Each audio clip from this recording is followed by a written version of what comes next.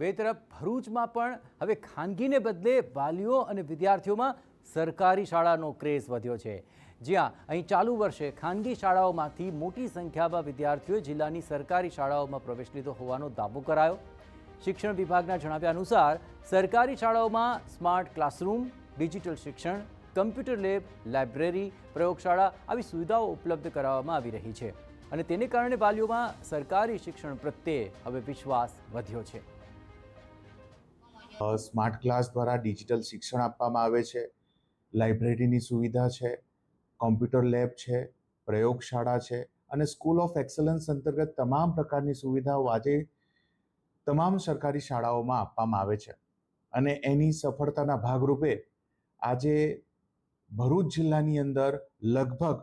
685 જેટલા ખાનગી શાળામાં અભ્યાસ કરતા બાળકો આપણી સરકારી શાળામાં પ્રવેશ મેળવી રહ્યા છે।